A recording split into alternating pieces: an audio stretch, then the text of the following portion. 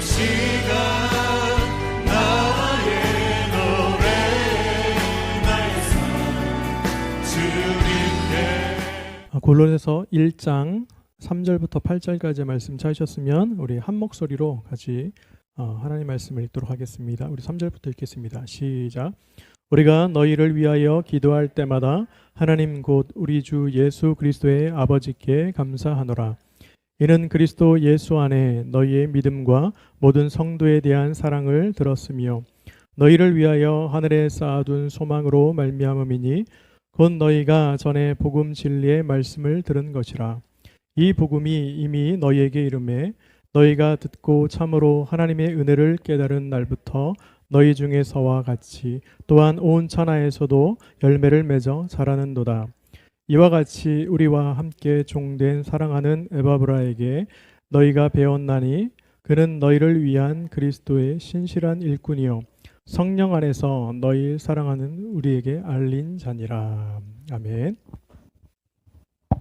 네, 우리 옆에 계신 모든 분들과 인사하겠습니다. 우리 오늘은 좀 다르게 인사를 할 건데요. 물론 주님의 사랑으로 사랑합니다라고 인사할 거고, 네, 저희 아내가 이렇게 인사도 해도 좋겠다고. 그래서 저도 참 그 말에 공감을 해서 이렇게 인사했으면 좋겠습니다. 얼굴만 봐도 기운이 납니다. 네, 우리 한번 옆에 계신 분들과 이렇게 인사하겠습니다. 얼굴만 봐도 기운이 납니다. 네, 네, 네, 감사합니다. 네. 오늘은 지난주에 이어서 이제 감사함으로 하나님께 예배하는 것을 나누고 있습니다. 오늘 그래서 말씀의 제목을 뭐라고 했냐면 감사로 드리는 성도의 삶이라고 이렇게 말씀을 정하면서 우리가 어떻게 하나님 앞에 감사한 삶으로 하나님께 영광을 돌리고 또 예배할 수 있을까? 이것을 한번 고민해보고 또 그 말씀을 따라 살아가는 우리 그러한 삶이 되었으면 좋겠습니다. 한 교회에서 추수감사절 예배 때 있었던 일입니다. 추수감사절을 맞이해서 저희 교회도 했는데 감사 카드를 전교인 이렇게 쓰는 그런 행사를 가졌대요. 그래서 그것을 게시하고 전시를 했는데 그중 가장 눈에 띄는 그 감사 기도가 두 가지가 있었답니다. 카드가. 그래서 첫 번째는 누가 했냐면 7순이 넘으신 권사님의 카드였는데 내용이 이랬대요. 고요한 길 주심에 감사합니다. 네, 대략 짐작할 수 있잖아요. 뭐냐면 외로운 노후를 사시는 거예요. 네. 외로운 노후를 사실 때 감사가 넘칠까요?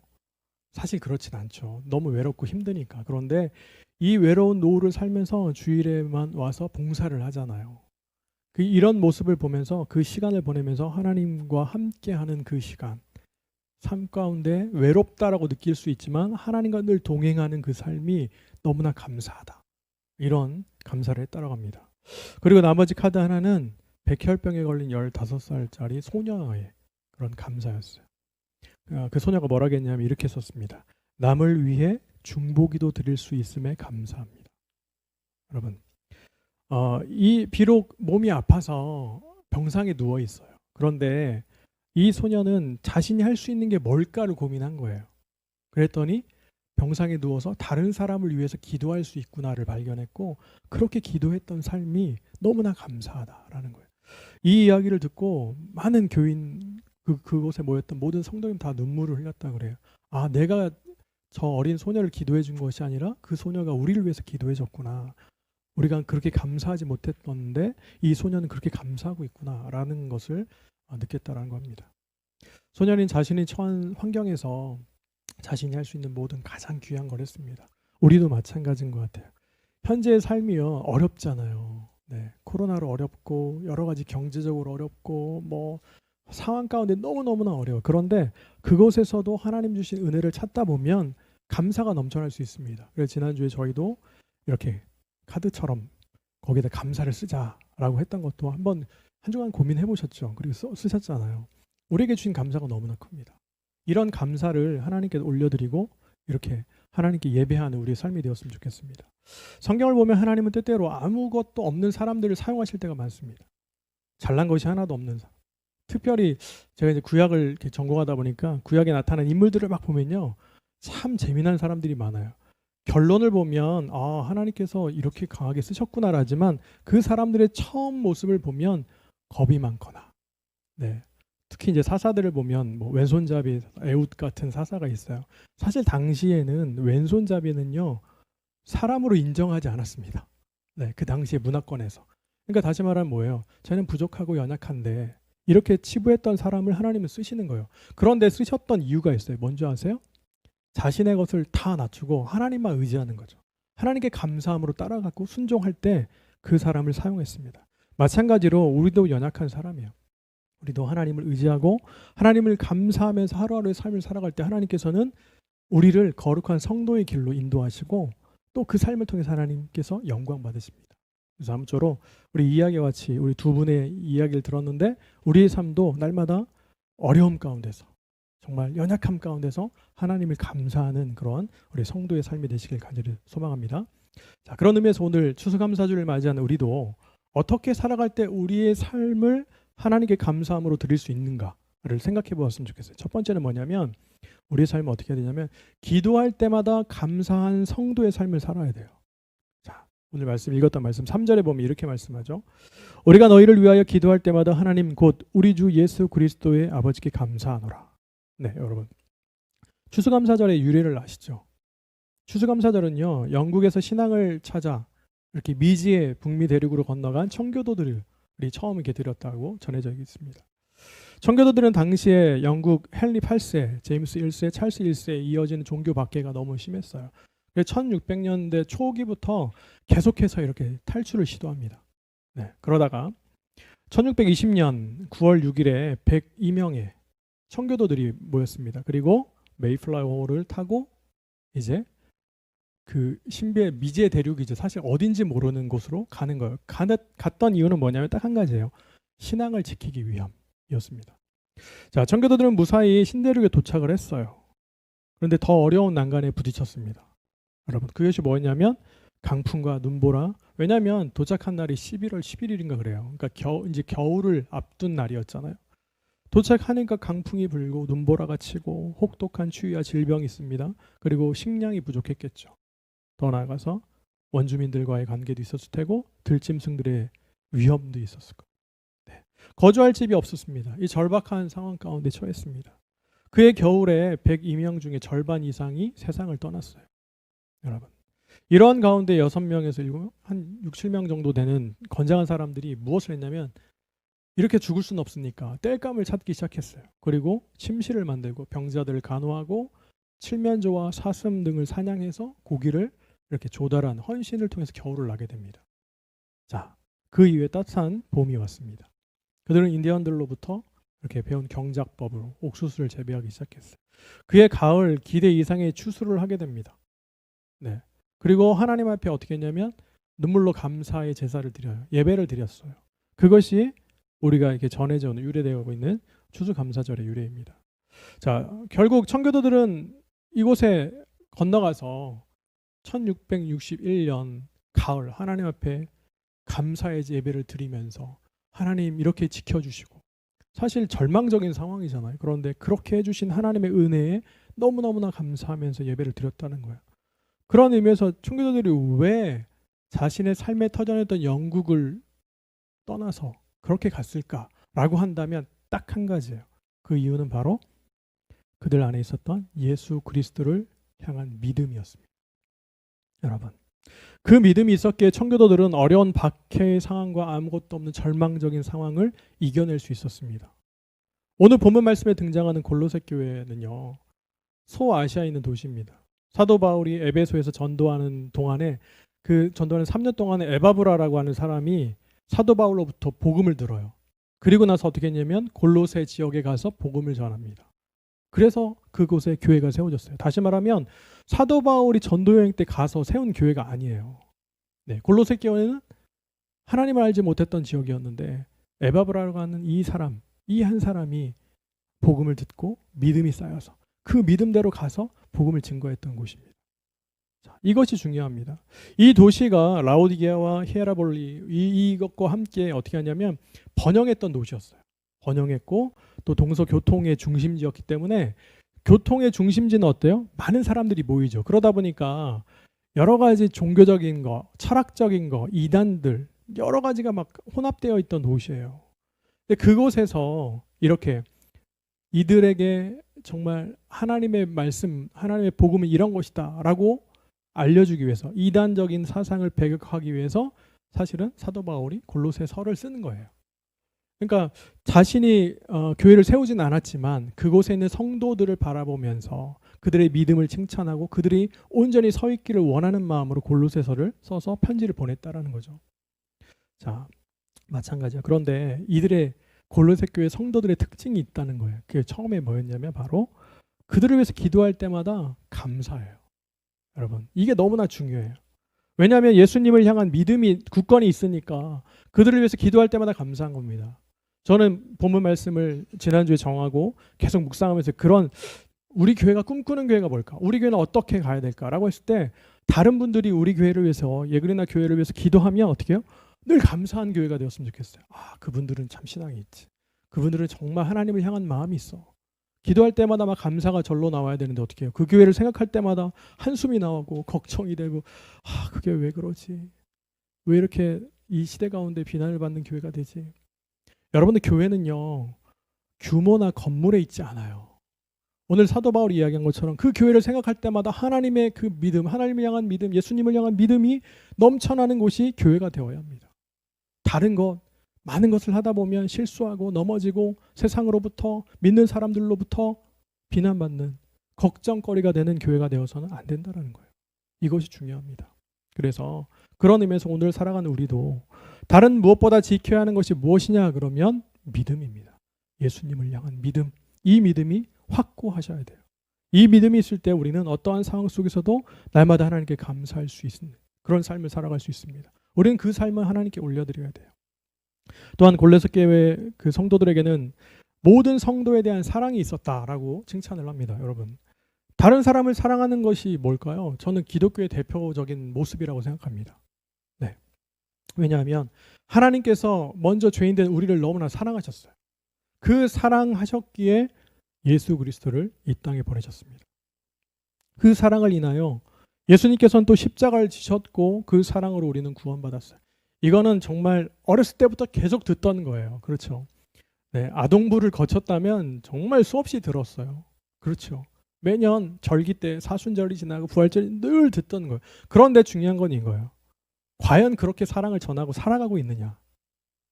이것이 우리가 해야 될 그 삶의 몫입니다. 여러분, 기독교 공동체는 하나님께로부터 받은 사랑을 다른 사람에게 나눠주는 사명이 있습니다. 이것을 반드시 하셔야 돼요. 자, 기독교는 사랑 공동체입니다. 여러분, 저 교회는 사랑이 없어. 본인이 사랑이 없을 수 있지만 그 얘기를 듣는 다음에 우리는 반성해야 돼요. 왜냐하면 죽기까지 우리를 사랑하신 그 하나님의 사랑에 우리도 그렇게 따라가야 되거든요. 여러분, 자, 사랑은 기독교 안에 너무나 중요한 신앙의 모습입니다. 이렇게 중요한 사랑을 실천하는 것에 대해서 바울은요, 고린도전서 13장에서 사랑장에서 이렇게 얘기하죠. 4절부터 7절의 말씀을 요약하면 이런 거예요. 사랑은 어떻게 되느냐? 오래 참아야 된다. 온유하라고. 시기하지 않고 자랑하지 않고 교만하지 않고 무례에 행치 않고 자기의 유익을 구하지 않고 성내지 않고 악한 것을 생각하지 않고 불의에 기뻐하지 않고 진리와 함께 기뻐하고 모든 것을 참고 모든 것을 믿고 모든 것을 바라고 모든 것을 견디게 한다. 여러분, 참 어렵죠. 사랑합니다 이렇게 우린 말을 하잖아요. 그런데 이 사랑 안에 어떻게 해야 된대요? 참으셔야 돼요. 온유해야 돼요. 시기하지 않고 자랑하지 않고 교만하지 않고 우리 다 따져보면 어떻게 해요? 내가 사랑한다고 할 수 있을까? 이 정도로. 네, 여러분 사랑하셔야 돼요. 그러면서 결론을 내려요. 바울이 13장 13절에 뭐라고 하냐면 그런즉 믿음, 소망, 사랑 이 세 가지는 항상 있을 것인데 그 중에 제일은 뭐예요? 다 아시잖아요. 사랑이라. 그런데 그 중에 제일 된 것은 우리는 잘 못해요. 이것을 우리는 생각해 봐야 돼요. 예수님께서도 요한복음 13장 34절 말씀에 우리에게 이렇게 말씀합니다. 새 계명을 너희에게 주노니 서로 사랑하라. 내가 너희를 사랑한 것 같이 너희도 서로 사랑하라. 과거의 10계명을 보면 하나님 사랑과 이웃 사랑으로 나뉘어져 있습니다. 그렇게 사랑하라고 하셨어요. 그렇게 사랑하는데 잘 안 돼요. 잘 못했어요. 그런데 예수님께서 이 땅에 오셔서 그 사랑을 몸소 보여주셨어요. 그리고 나서 뭐라고 하세요? 서로 사랑해. 그런데 어떻게 사랑해야 돼요? 율법적으로? 아니요. 내가 너희를 사랑한 것 같이 사랑하라. 이건 뭐예요? 대신 죽으라는 얘기예요. 여러분, 그리스도의 사랑, 그리스도인의 사랑 뭘까요? 남을 위해서 죽는 거예요. 내 것을 포기하는 거예요. 내 것을 나누는 거예요. 이것이 바로 뭐예요? 하나님께서 원하시는 그리스도인의 삶의 모습입니다. 골로새 교회 성도들에게는 이러한 사랑이 있었대요.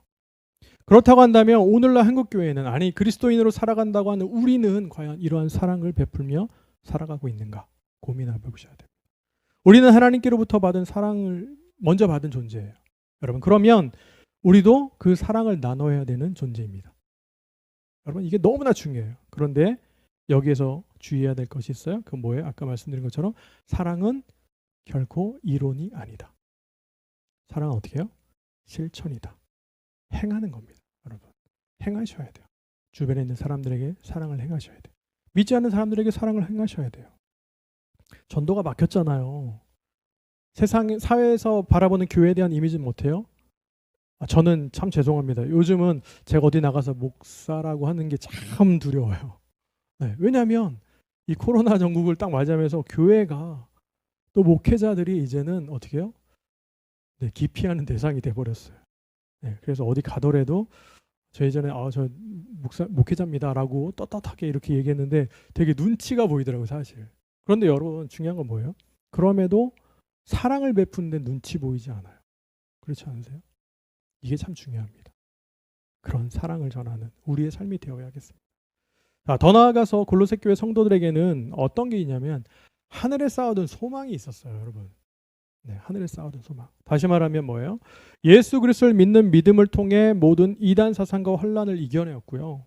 하나님께로부터 받은 사랑을 통해서 이웃을 섬겼어요. 그런데 더 나아가서 의인이 마치 하늘의 보화를 간직해 둔 것처럼 그들은 소망을 하나님 나라에 두며 살았습니다. 이게 참 중요해요. 그렇다면 우리가 오늘은 사랑하는 우리는 과연 소망을 어디에 두고 사느냐예요. 어디에 두고. 어떤 사람은 돈을 소망을 둡니다. 돈에 소망을 두면 어떻게 해요? 돈을 따라가죠. 돈을 막 쫓아가요. 어떤 사람은 건강에 소망을 둬요. 그러면 건강을 따라갈 수밖에 없어요. 늘 운동하고 늘 하고 이렇게. 그리고 어떤 사람은 지식이나 명예를 따라가요. 거기에 소망 두면 어떻게 해요? 그것을 따라갈 수밖에 없어요. 네. 그런 의미에서 예수 그리스도를 구주로 믿는 우리는 날마다 하나님 나라에 소망을 두고 우리의 십자가를 지고 주님을 따라가야 합니다. 여러분 이것은 그냥 이론이 아니에요. 네, 과거에 정말 이렇게 계속 이런 게 아니에요. 우리의 삶이 그렇게 되어야 된다는 거예요. 그렇게 살아가는 것뿐 아니라 베드로전서 3장 15절에 보면 이렇게 얘기하죠. 우리 속에 있는 소망에 관하여 묻는 자들에게 어떻게 해요? 대답할 것을 항상 준비하되 온유와 두려움으로 하라. 우리가 소망을 따라 막 살아가다 보면 다른 사람들이 보고 저 사람은 왜 저렇게 살아가지? 당신이 소망하는 게 뭐요? 라고 묻는 거예요. 그러면 어떻게 해요? 우리 안에 있는 소망을 그들에게 얘기를 해줘야 돼요. 여러분 내 주위에서 당신 예수님 믿는 사람 맞아요? 이렇게 이렇게 이야기하는 것과 당신을 보니까 정말 하나님 살아계시군요 라고 얘기하는 것은 정말 달라요. 우리의 삶은 어떻게 해요? 늘 하나님께 소망을 두고 살아갈 때 하나님께서는 우리를 인도하시고 또 그 삶을 보고 다른 사람들이 과연 당신은 어디에 소망을 두고 살아가기에 그렇게 사는 거야? 라고 물어야 돼요. 그때 우리는 복음을 제시해야 합니다. 여러분 이게 참 중요합니다. 우리는 소망은 오직 예수님이십니다. 우리의 믿음의 대상도 오직 예수님이시고요. 우리가 받은 사랑도 우리가 베풀어야 하는 사랑도 오직 예수 그리스도께 먼저 받은 사랑이에요. 그러므로 우리는 골로새 교회 성도들과 같이 예수 그리스도를 믿는 믿음으로 그리고 그리스도께 받은 사랑을 이웃에게 나누는 삶을 사셔야 됩니다. 더 나아가서 우리의 소망이 되시는 예수님을 바라보면서 날마다 감사가 넘치는 거룩한 성도의 삶을 온전히 하나님께 올려드리는 그런 삶이 되시기를 간절히 소망합니다. 자, 두 번째는 뭐냐면 복음으로 세워지는 성도의 삶을 살아야 한다라는 겁니다. 우리 6절 말씀을 보면 제가 한번 읽겠습니다. 이 복음이 이미 너희에게 이르매 너희가 듣고 참으로 하나님의 은혜를 깨달은 날부터 너희 중에서와 같이 또한 온 천하에서도 열매를 맺어 자라는도다. 아멘. 자, 신앙생활을 하다 보면 여러분들 그 교회 안에서 기독교 공동체 안에서 사용하는 단어들이 있어요. 우리가 잘 아는 말씀, 기도, 찬양 이런 거 너무 잘 알잖아요. 너무 쉽잖아요. 또한 앞에서 나눈 것처럼 믿음, 소망, 사랑 이런 것도 있어요. 그런데 복음, 구원, 성화 이렇게 가면 처음에 오시는 분들이 이게 무슨 얘기지? 잘 모를 수 있습니다. 그래서 정의를 내려줘야 되고 그것을 설명해 드려야 돼요. 자, 그런 의미에서 볼 때 복음이 뭘까요? 복음. 복음을 전하자. 네, 복음을 심었습니다. 복음을 나눠요. 늘 얘기하는데 복음이 뭐예요? 여러분, 복음이 뭐죠? 네, 다 아시니까. 복음은 하나님께서 인간의 구원을 위해 예수 그리스도를 통해 알려주시는 기쁨의 소식이에요. 다시 쉽게 설명하면 우리를 구원해 주신 예수 그리스도에 관한 기쁜 소식이 복음이에요. 압축하면 복음은 뭐냐? 예수 그리스도예요. 여러분, 이 복음이 너무너무나 귀한 복음이, 우리를 살리신 이 복음이, 그렇다면 과연 우리도 그 복음을 듣고 깨닫는 삶을 살고 있는가? 이 복음에 대해서 사도 바울은 뭐라고 했냐면 로마서 1장 16절에 내가 복음을 부끄러워하지 아니하노니 이 복음은 모든 믿는 자에게 구원을 주시는 하나님의 능력이 됨이라. 먼저는 유대인에게요, 그리고 헬라인에게로다. 복음이 부끄럽지 않대요. 왜요? 모든 믿는 자에게 구원을 주시니까. 여러분들 복음이 부끄러우신가요? 신앙생활 하시는 게 부끄러우세요? 교회 다니는 게 부끄러우세요? 네. 요즘은 그렇잖아요. 시선이 있기 때문에 신분을 밝히는 게 조금 그렇긴 하지만 그렇다고 해서 복음이 부끄럽지 않거든요, 여러분. 네. 이처럼 복음을 듣는 것은 하나님의 귀한 선물이에요. 왜냐하면 로마서 10장 17절 말씀과 같이 믿음은 뭐예요? 들음에서 나거든요. 믿음은 들음에서 나고 들음은 그리스도의 말씀으로 인해. 네. 이렇게 우리에게 들리는 거예요. 그러나 우리가 반드시 알아야 될 것이 있어요. 이게 뭐냐면 복음을 듣는다고만 해서 구원에 이르는 것은 아니다라는 거죠. 그랬다면 한번 나가서 어떻게 해요? 마이크를 들고 예수님의 복음을 쭉 전하면 들었으니까 다 구원받았네 이렇게 할 수 있잖아요. 그런데 그렇지 않아요. 네. 왜냐하면 복음을 듣는 것을 통해 하나님을 알고 선물로 주신 믿음을 통해서 예수 그리스도를 구원자로 믿을 때만이 구원을 받을 수 있기 때문입니다. 더 나아가 뭐예요? 이렇게 구원받은 자가 하나님의 은혜를 깨달을 수 있는 거죠. 여러분, 이게 참 중요해요. 골로새 교회 성도들에게 복음이 들렸는데 들린 것으로 끝나지 않고 뭐라고 했냐면 하나님의 은혜에 감사하는 거예요. 그건 뭐죠? 구원받았다는 거예요. 구원받고 우리를 구원하신 하나님께 감사한다. 이것을 알았다라는 거죠. 자, 우리도 마찬가지 같아요. 오늘 살아가는 우리도 복음을 듣고요, 구원받았어요. 그러면 어떻게 해야 돼요? 하나님의 은혜를 따라 얼마나 그것을 은혜를 깨닫고 살아가고 있는가가 중요합니다. 하루를 똑같이 24시간을 살지만 하나님의 은혜를 늘 깨달으면 어떻게 해요? 모든 것이 감사해요. 그런데 은혜를 깨닫지 못하면 어떻게 해요? 남과 비교하고 우리는 왜 그렇지? 나는 왜 이래? 우리 애들은 왜 저러지? 네, 한국에서 낳은 제일 제가 싫어하는 단어 중에 하나가 있어요. 뭐냐면 엄친아라는 단어가 있어요. 왜 뭔지 아시죠? 엄친아가 뭐죠? 네, 동준이가 똑똑해. 네, 엄마 친구 아들이에요. 이게 뭐예요? 야, 네 친구 아들은 이렇게 하는데 너는 왜 이거잖아요. 비교잖아요, 비교. 네, 한국 사회가 낳은 저 정말 싫어하는 단어 중에 하나. 이것은 뭐예요? 감사하지 못하는 거예요. 그냥 있는 자체로 감사해야 돼요. 우리 자녀, 우리 가족들, 또 나에게 주신 환경들, 이것이 감사한데 자꾸 남과 비교하면 감사가 사라집니다. 하나님 주신 은혜를 저에게 주신 은혜 다르고 성도님들에게 주신 은혜가 달라요. 그럼 어떻게 해요? 그 은혜에 감사하는 거예요. 깨닫고 그것에 만족하는 거예요. 그러면 감사가 넘치는데 목사님한테 저런 은혜를 주셨는데 나한테 왜 그래? 저 집사님에게 저런 은혜를 주셨는데 나는 뭐지? 나는 은혜가 왜 이렇게 적어? 이러면 어떻게 해요? 그 순간부터 불행해집니다. 여러분, 하나님 은혜에 감사하는 것, 이것이 골로새 교회에 있었던 감사의 모습이었습니다. 우리도 그런 모습으로 날마다 깨닫는 삶이 되어야 합니다. 또한 그 감사함을 가지고 이제는 어떻게 해요? 제자리에 머물러 있으면 안 돼요. 그 복음으로 열매 맺는 삶을 살아가셔야 합니다. 여러분, 앞에서 나누었던 바와 같이 골로새 교회는요, 사도 바울이 전도여행 때 교회를 세운 곳이 아니에요. 그렇죠. 에바브라라고 하는 한 사람을 통해서 그 사람이 복음을 듣고 깨닫고 구원에 감사하고 그것을 이제 어떻게 해요? 그 에베소에서 머물 수가 없어서 골로새로 가서 그곳에서 복음을 증거하는 거예요. 증거함을 통해서 예수님을 알게 됐고 그 사람들도 깨닫게 되고 교회로, 성도로 세워지는 겁니다. 이것이 뭐예요? 이것이 바로 열매 맺는 삶이에요. 우리는 과연 어떻게 살고 있는가? 청교도들이요, 정말 엄청난 박해와 그 고통을 그 가운데서 정말 신앙을 지키고자 넘어갔단 말이에요. 거기에서 끝난 게 아니에요. 아, 우리는 왔으니까 이제 됐어. 평안해. 살았어. 우리끼리 열심히 살고 이게 아니라 어떻게 했어요? 계속해서 복음을 전하고 그러다 보니까 어떻게 됩니까? 결국에는 우리 이 땅까지 복음이 증거됐어요. 네. 언더우드 아펜셀러 이렇게 오면서 어떻게 됐어요? 한국 초기의 선교사들 보면 다 넘어왔잖아요. 와서 뭐 했습니까? 그들이 한 게 뭐예요? 복음을 전하면서 학교를 세우고 병원을 설립하고 다 이런 일을 하면서 계속해서 주 목적은 뭐냐면 복음의 열매를 계속 맺어가는 거예요. 그렇다면 우리는 어떻게 하냐는 거예요. 우리도 우리끼리 모여서 감사하고 우리끼리만 모여서 행복하고 우리 신앙 잘할 수 있으니까 이렇게 하는 것이 나을까요? 아니에요. 우리에게 주시는 것은 뭐냐면 하나님의 그 구원의 은혜를 깨닫게 하는 우리에게 주신 것은 우리도 복음을 심는 자가 되어야 된다. 복음의 일꾼이 되어야 한다는 거예요. 열매 맺는 삶을 살아가라는 거예요. 주중에 학부 때부터 함께 찬양팀을 하던 이제 그 목사님 침례교단 목사님이신데 한 분이 찾아오셨어요. 그 목사님하고 저와 똑같아요. 저처럼 주중에 일하시고 주일에 사역을 하십니다.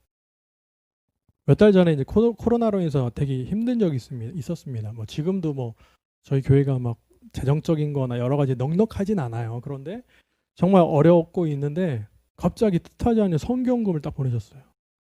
네, 그것도 적은 액수가 아니었어요. 저희는 놀랐습니다. 연락을 했더니 뭐라고 하셨냐면 자신들이 하지 못하는 복음 사역을 위해서 사용하래요. 다시 말하면 저는 일을 하지만 주중에 계속해서 유튜브로도 설교를 올리고 왜 하냐면 나가서 복음 이 전도지를 돌릴 수 없기 때문에 저는 유튜브를 시작했어요, 사실. 그리고 페이스북, 인스타도 다요. 저 부교육자 때까지 그런 거 정말 싫어했어요. 오픈하고 이런 거 정말 싫어서 안 하던 사람인데 할 수 있는 방법이 없어요. 그래서 계속 올립니다.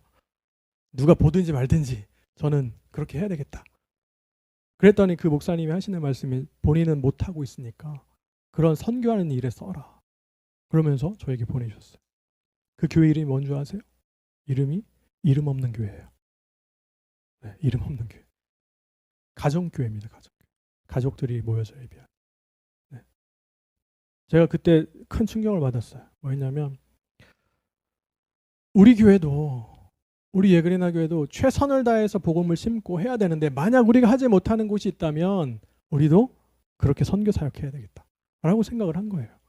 저희가 처음에 미얀마를 했지만 제가 10월 달에 전환을 했잖아요. 선교 예배로 드리겠습니다 라고 하면서 이제 계속해서 펼쳐질 일들을 말씀드렸어요. 이 모든 것이 다 그렇게 해야 되겠구나. 우리가 가지 못한다면 계신 분들을 후원하고 기도하고 함께해서 복음을 심고 열매 맺는 사역을 감당해야 되겠다라고 하는 생각을 했다는 거죠. 이처럼 우리는 복음으로 구원받은 자이기 때문에 동시에 복음의 일꾼으로 세워져야 합니다. 여러분.